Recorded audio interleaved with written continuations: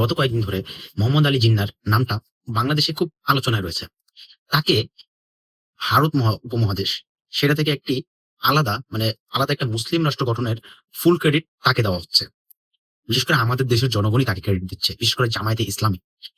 তো আসলে কি তিনি সেই ক্রেডিটটা পান? ব্রিটিশদের থেকে একটি আলাদা মুসলিম রাষ্ট্র গঠনের ফুল ক্রেডিট কি মোহাম্মদ আলী জিন্নাহ? না। প্রথমত, মোহাম্মদ আলী জিন্নাহর পিছনে অনেকজন আছেন যারা মুসলমানদের জন্য একটা আলাদা রাষ্ট্রের জন্য দাবি করেছিলেন। তারা মোহাম্মদ আলী জিন্নাহরও যে বেশি অবদান রেখেছেন। এর ধারণা যে মুসলমানদের জন্য যে আলাদা একটা রাষ্ট্র লাগবে, এই ধারণাটা প্রথম মোহাম্মদ আলী জিন্নাহ দেন। কিন্তু আসলে ঠিক তেমনটা না। মুসলমানদের জন্য পৃথক আলাদা একটা রাষ্ট্র লাগবে, আলাদা একটি দেশ লাগবে, সেটার ধারণা প্রথমে দেন আল্লামা ইকবাল।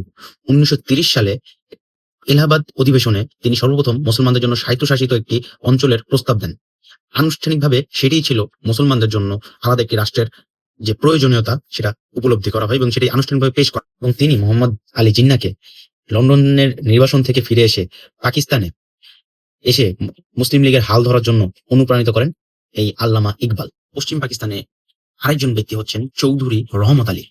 তিনি সর্বপ্রথম পাকিস্তান নামটা পেশ করেন।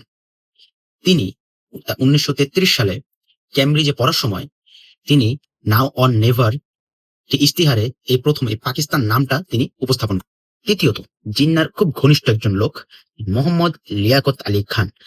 তার খুব বড় অবদান নেই আমার মতে, তবে তিনি মোহাম্মদ আলী জিন্নাহর সবসময় পাশে ছিলেন, খুবই তাকে সাইড থেকে খুব সাপোর্ট দিয়েছে।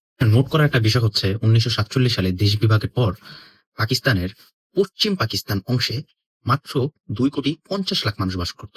ঠিক অন্যদিকে পূর্ব বাংলায় পূর্ব পাকিস্তানে সে সময় ৪,৪০,০০,০০০ মানুষ বাস করত।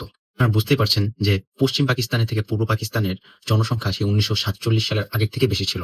তারপরও সব ক্ষমতা সেই পশ্চিম পাকিস্তানকে দেওয়া হতো, আর সব ডিসক্রিমিনেশন এই পূর্ব বাংলার সাথে। শুধু কি পশ্চিম পাকিস্তানের নেতারা ছিলেন? না, পূর্ব বাংলারও অনেক নেতারা ছিলেন যারা এই পাকিস্তান এই মুসলমানদের জন্য যে আলাদা একটা রাষ্ট্র গঠন সেটার পিছনে বড় অবদান রেখেছিলেন। তো এখন তাদের মধ্যে একজনের নাম বলছি, তিনি হচ্ছেন শের-ই বাংলা একে ফজলুল হক। তাকে শের-এ বাংলার খেতাব দেওয়া হয়েছিল। তিনি ১৯৪০ সালে ২৩শে মার্চ ঐতিহাসিক লাহোর প্রস্তাব, লাহোর রেজলিউশন তিনি উপস্থাপন করেন, যেটা পরবর্তীতে পাকিস্তান প্রস্তাব নামে পরিচিত লাভ করে। তিনি তৎকালীন বাংলার মুখ্যমন্ত্রী। তারপর আসি বাংলার আরেকজন লেজেন্ডের কথা, হোসেন শহীদ সোহরাওয়ার্দী। তিনি ১৯৪৬ সালের অবিভক্ত বাংলার ইলেকশনে মুসলিম লীগকে বিজয় এনে দেন। তার কারণেই মুসলিম লীগ ওই নির্বাচনে অভাবনীয়ভাবে বিজয় লাভ করে। অবিভক্ত বাংলায় মুসলিম লীগের এই বিজয়ের মাধ্যমে মোহাম্মদ আলী জিন্নাহ ব্রিটিশদের কাছে প্রমাণ করতে পেরেছিলেন যে মুসলমানরা আলাদা একটি রাষ্ট্র চায়। এই হোসেন মোহাম্মদ শহীদ সোহরাওয়ার্দী ১৯৪৭ সালে দেশভাগের আগ পর্যন্ত অবিভক্ত বাংলার প্রাইম মিনিস্টার ছিলেন। তবে তিনি পরবর্তীতে তার মাইন্ড চেঞ্জ করে ফেলেন। তিনি বুঝতে পারলেন যে বাংলাকে ভাগ করা হলে বাঙালিদেরই ক্ষতি হবে। তাই তিনি পরবর্তীতে শরৎচন্দ্র বসুর সাথে একটি পরিকল্পনা করলেন, ভারত বা পাকিস্তান কোনটার সাথে যুক্ত না হয়ে তারা স্বাধীন অবিভক্ত বাংলা একটি আলাদা রাষ্ট্র গঠনের ভাবনা বা চিন্তা গ্রহণ করলেন। যদিও সেটি আর বাস্তবায়ন হয়নি। সেটির বিরুদ্ধে কংগ্রেস ও মুসলিম লীগ উভয় বিরোধিতা করে। আরেকজন ব্যক্তি হচ্ছে খাজা নাজিমুদ্দিন। তিনি অবশ্য মোহাম্মদ আলী জিন্নাহর অন্ধভক্ত ছিলেন।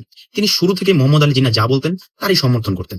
যেহেতু মোহাম্মদ আলী জিন্নাহ একটি স্বাধীন রাষ্ট্রের জন্য ব্রিটিশদের সাথে নেগোশিয়েট করতেছে, খাজা নাজিমুদ্দিনও মোহাম্মদ আলী জিন্নাহর সাথে একটি আলাদা মুসলিম রাষ্ট্রের জন্য দাবি করা শুরু করে। তাই দেশভাগের পর বাংলার মুখ্যমন্ত্রী এই খাজা নাজিমুদ্দিনকে মোহাম্মদ আলী জিন্নাহ বান। আবুল হাসিমও বাঙালি একজন মুসলিম লীগের কর্মকর্তা ছিলেন। তিনিও আলাদা মুসলমানদের জন্য আলাদা একটি রাষ্ট্রের সমর্থন দিয়েছিলেন। কি মুসলমানদের জন্য আলাদা একটি রাষ্ট্র গঠন করার জন্য মোহাম্মদ আলী জিন্নাহর কোনো অবদান নেই? অবশ্যই আছে। তিনি অল ইন্ডিয়া মুসলিম লীগের প্রেসিডেন্ট ছিলেন। দ্বিতীয়ত, উনি ব্রিটিশদের কাছে দর কষাকষি করার জন্য খুবই এক্সপার্ট ছিলেন। তিনি মুসলমানদের জন্য যে আলাদা একটা রাষ্ট্র লাগবে তিনি সেটা উপস্থাপন করছিলেন। তিনি ব্রিটিশের সাথে খুব ভালোভাবে নেগোশিয়েট করতেছিলেন। তার সাথে কংগ্রেসকে টেক্কা দেওয়ার মতো একটা নেতা ছিলেন মোহাম্মদ আলী জিন্নাহ। তার অবদান অবশ্যই আছে, অস্বীকার করা যাবে না। কিন্তু বর্তমান বাংলায় কিছু জামাতি ছেলেপেলে আছে যারা মোহাম্মদ আলী জিন্নাহকে বাপ বানিয়ে দিয়েছে। বাপ, লিটারালি তারা বাপ বানিয়েছে। তারা মোহাম্মদ আলী জিন্নাহকে বাপ মনে করেন। খাজা নাজিমুদ্দিন যেভাবে মোহাম্মদ আলী জিন্নাহকে অন্ধবিশ্বাস করতেন, এরাও মোহাম্মদ আলী জিন্নাহকে বাপের মতো অন্ধবিশ্বাস করেন। তো কথা হচ্ছে, এই মানুষগুলাই বাংলা ভাষায় কথা বলে। আমি তাদের বলতে চাই, ভাই আপনি বাংলা ভাষায় কথা বলে মোহাম্মদ আলী জিন্নাহর গুণগান গান। মোহাম্মদ আলী জিন্নাহর গুণগান গান আমার সমস্যা নাই। কিন্তু বাংলা ভাষায় গাইয়েন না। উর্দু ভাষায় গান। কারণ মোহাম্মদ আলী জিন্নাহ ১৯৪৮ সালের ২১শে মার্চ ঢাকায় রেসকোর্স ময়দানে তিনি হচ্ছে বা রাষ্ট্রভাষা উর্দু হবে বলে ঘোষণা করে যান। ঠিক তার ৩ দিন পরে ২৪শে মার্চ তিনি ঢাকা বিশ্ববিদ্যালয়ে একই ভাষণ দেন যে এখানে বলেন যে রাষ্ট্রভাষা শুধু উর্দুই হবে। তাহলে আমার কথা হলো গিয়ে ভাই আপনারা আ মোহাম্মদ আলী জিন্নাহর গুণগান গাবেন, খুব ভালো কথা। গুণগান গান। বাংলায় গাবেন না, উর্দুতে গাইয়েন। সমস্যা নাই। মোহাম্মদ আলী জিন্নাহ ১৯৪৮ সালের ১১ই সেপ্টেম্বর তিনি লাং ক্যান্সারের কারণে মারা যান। আমার কথা হলো গিয়ে তিনি যদি মারা না যেতেন, এই ১৯৫২ সালে যে আমাদের ভাষা আন্দোলন সেটা ১৯৫২ সালে না। তারও ৩ বছর আগে ১৯৪৯ সালেই হয়ে যাওয়ার কথা ছিল।